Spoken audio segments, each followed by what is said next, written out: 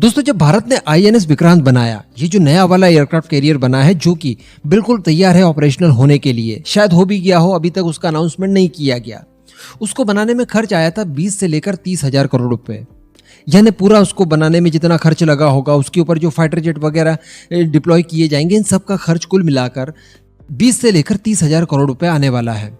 लेकिन भारतीय नेवी के लिए एक संभावित प्रोजेक्ट है आईएनएस विशाल नाम का, जिसके तहत हम लोग एक नया एयरक्राफ्ट कैरियर बनाने वाले हैं जो भारतीय नेवी के पास तीसरा एयरक्राफ्ट कैरियर होगा और आईएससी सेकंड होगा, ये यानी इंडिजिनस एयरक्राफ्ट कैरियर 2। तो इसको बनाने में खर्च आने वाला है 1 लाख करोड़ रुपए का। जी हाँ, जो एयरक्राफ्ट कैरियर बनेगा वो तो ठीक ही है, साथ में इसमें जो अलग अलग तरह की मिसाइलें लगेंगी, इसी के साथ साथ अगर बात की जाए इसके ऊपर फाइटर जेट डिप्लॉय करने की, तो 54 की संख्या में हम उन्हें डिप्लॉय कर पाएंगे। 54 यानी 3 स्क्वाड्रन, और साथ ही 10 की संख्या में एंटी सबमरीन रोल के लिए अलग अलग तरह के हेलीकॉप्टर भी हम लोग डिप्लॉय कर पाएंगे इसके ऊपर। और अगर जरूरत पड़ती है तो एवॉक्स प्लेन और साथ ही जो मिड एयर रिफ्यूलिंग टैंक होता है वो भी हम लोग इसके ऊपर डिप्लॉय कर सकते हैं। इतनी क्षमता वाला ये एक नया एयरक्राफ्ट कैरियर होगा जिसका डिस्प्लेसमेंट वेट होगा 65,000 टन। जी हाँ, इसके लिए तैयारियां बड़ी तगड़ी चल रही हैं और अलग अलग वेबसाइट, कई सारी डिफेंस वेबसाइट आप ले लीजिए या कई सारे कॉलम ले लीजिए, उनके ऊपर अलग अलग तरह से बातें की जा रही है, लेकिन सबका कहने का मतलब एक ही है।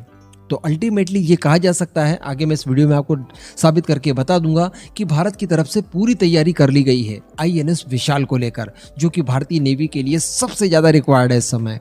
बस आप चैनल को सब्सक्राइब करके नोटिफिकेशन बेल को जरूर दबा दीजिएगा। तो दोस्तों, कई सारे कॉलमिस्ट, कई सारे एक्सपर्ट्स और कई सारी डिफेंस वेबसाइट की तरफ से ये दावा किया जा रहा है कि भारत ने अंदर खाने आईएनएस विशाल का निर्माण कार्य शुरू कर दिया है। इसके लिए मैं आपको 2 उदाहरण दूंगा। मैंने एक वीडियो बनाकर आपको कुछ समय पहले बताया था कि जो कोचिन शिपयार्ड लिमिटेड है उसने एक ड्राई डक का निर्माण करना शुरू किया है जो कि 70,000 टन के किसी एयरक्राफ्ट कैरियर को बनाने के लिए पर्याप्त होगा। तो ये जरूरत क्यों पड़ी? पहले ये छोटा था, अब बड़ा विशाल का ड्राई डक बनाया जा रहा है।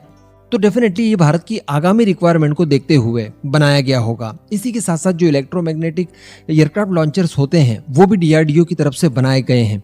कहने का मतलब ये है कि इस बार जो एयरक्राफ्ट कैरियर बनाएंगे हम लोग, बनाना तो है ही है, साथ ही साथ ये स्की जंप वाला नहीं होगा, ये केटोबार टाइप का होगा। जिस तरह के एयरक्राफ्ट कैरियर वेस्टर्न कंट्रीज इस्तेमाल करती हैं, अमेरिका इस्तेमाल करता है, पूरी तरह से फ्लैट होगा। ये रशियन एयरक्राफ्ट कैरियर की तरह स्की जंप वाला नहीं होगा। स्की जंप वाला होता है तो उसका क्या नुकसान होता है? उसका नुकसान होता है कि हमारे जो फाइटर जेट है जो इसके ऊपर से ऑपरेट किए जाते हैं, टेक ऑफ और लैंड करते हैं, वो अपनी फुल कैपेबिलिटी का इस्तेमाल नहीं कर सकते। उसमें आप मैक्सिमम मात्रा तक फ्यूल नहीं कैरी करवा सकते, क्योंकि ऐसा करने से उनका वेट ज्यादा हो जाएगा। ज्यादा मिसाइलें इंटीग्रेट नहीं कर सकते, जितनी क्षमता है उससे कम ही आपको रखनी होती है। तो अल्टीमेटली आपके पास इतना कुछ होने के बावजूद आपकी फायर पावर उतनी नहीं हो पाती जितनी होनी चाहिए एक्चुअली। इस वजह से फ्लैट डेक वाला इस बार एयरक्राफ्ट कैरियर बनाने की कुछ प्लानिंग की जा रही है और सभी एक्सपर्ट यही कह रहे हैं कि इसी तरह का कुछ होगा।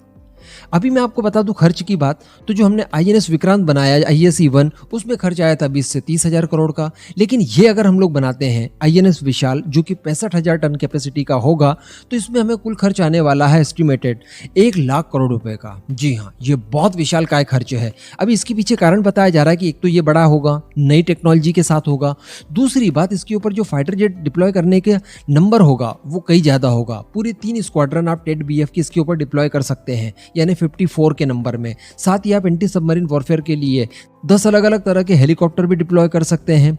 ऑयल टैंकर हो गया, एवॉक्स प्लेन हो गया, एवरीथिंग। तो कहने का मतलब हमें रिक्वायरमेंट है। अब रिक्वायरमेंट इसलिए भी ज्यादा है, अभी मैंने आपको कुछ ही दिन पहले एक वीडियो बनाकर बताया था और आपसे कहा था कि जो हमारा आईएनएस विक्रमादित्य है, जो कि हमने पुराना एयरक्राफ्ट कैरियर रशिया से खरीदा था 2014 में, वो अभी रिफिट होने के लिए गया हुआ है, यानी उसका मेंटेनेंस कार्य चल रहा है और वो भी पिछले 19 महीनों से भारत के पास कोई भी ऑपरेशनल एयरक्राफ्ट कैरियर है ही नहीं। तो सोचिए ये कितनी गंभीर परिस्थिति है। चलिए आने वाले कुछ महीनों में, जब तक इसको 2 साल पूरे हो जाएंगे समझ लीजिए, तब ये ऑपरेशनल दोबारा हो जाएगा। अच्छी बात है, हमारा आईएनएस विक्रांत भी हो चुका होगा। लेकिन फिर भी इन फ्यूचर अगर 2 मोर्चों पर एक साथ हमें लड़ाई करने की जरूरत पड़ी, तो उस समय अगर किसी तरह का कोई एयरक्राफ्ट कैरियर हमारा मेंटेनेंस में गया होगा, तो अल्टीमेटली हमारे पास एक समय में एक ही एयरक्राफ्ट कैरियर ऑपरेशनल होगा। तो इसके लिए रिक्वायरमेंट तो हमें जबरदस्त है। अच्छा, यहाँ पर एक और बात बताई जा रही है कि इसको लेकर काफी पहले कई सारी चीजें निकलकर सामने आ सकती थी, यानी भारतीय डिफेंस मिनिस्ट्री इसको लेकर कोई ना कोई ऑर्डर प्लेस कर सकती थी, क्योंकि जरूरत है और इसको चूंकि बनाना ही है, तो इसके लिए अभी तक कार्य शुरू करवा दिया जाता। लेकिन बताया जा रहा है कि नेवी के अंदर इसको लेकर एक मत नहीं है, यानी कोई बोलता है 44,000 टन का हो, कोई 65,000 टन की बात करता है। तो इस तरह की अलग अलग चीजें सुनने के लिए मिलती है। साथ ही इसके लिए हमारे सीडीएस साहब स्वर्गीय विपिन रावत जी, उन्होंने भी एक बार बात कही थी कि देखिए ये इतना महंगा पड़ने वाला है, चूंकि तो ऑब्वियसली इसे खोने का डर आपको हमेशा लगा रहेगा, और अगर आपके मन में इसको खोने का डर लगा रहेगा तो फिर आप इसका इस्तेमाल कैसे कर पाएंगे। यानी अच्छा ये रहेगा कि इतना सारा खर्च एक साथ कर देने के बजाय हम लोग अलग अलग कामों को, जो छोटे मोटे हैं लेकिन बहुत ज़्यादा इफेक्टिव हैं, उनको किया जाए। नो डाउट अगर आपके पास INS विशाल आ जाता है 65,000 टन की कैपेसिटी के साथ, तो आपकी फायर पावर की कोई लिमिट नहीं रह जाएगी। लेकिन इससे ज़्यादा बेटर होगा कि इतने पैसे का इस्तेमाल हम लोग अलग अलग प्रोजेक्ट में करें, लाइक SSN हो गया, या इसी का पैसा बचाकर हमारी भारतीय वायुसेना की जो फाइटर जेट की रिक्वायरमेंट है उसे पूरा किया जाए। तो इस तरह से कई सारे मत एक साथ हो जाते हैं। तो इसको लेकर अभी तक डिफेंस मिनिस्ट्री किसी भी तरह की कोई डिसीजन पर नहीं पहुंची है, लेकिन ये तय बताया जा रहा है, जो सभी एक्सपर्ट्स कह रहे हैं, मैं भी अब मानने लगा हूं कि INS विशाल की तैयारी हम लोगों ने पूरी कर ली है। अगर हम लोगों के लिए सारी चीजें सुटेबल हुई तो आज ही हम लोग इसका ऑर्डर प्लेस कर सकते हैं और आज ही इसके ऊपर काम शुरू हो सकता है। वैसे अगर इसे मॉडर्न टाइप बनाया गया, कैटोबार टाइप जो मैंने आपको बताया, तो डेफिनेटली इसके लिए हमें असिस्टमेंट लगेगा, कोई विदेशी मदद लगेगी, तो हो सकता है कि इसके लिए कोई पार्टनर भी चुना जाए। इसके लिए अमेरिका एक बेहतरीन ऑप्शन हो सकता है। इस तरह की भी बातें बताई जा रही हैं। वैसे जो कुछ भी होगा ये हमारी नेवी के ऊपर छोड़ दिया जाए, उन्हें जो चीज़ की ज़रूरत है उनके हिसाब से उन्हें लेने दिया जाए। बाकी आपका इस पूरे मुद्दे पर क्या मानना है नीचे कमेंट करके ज़रूर बताइएगा।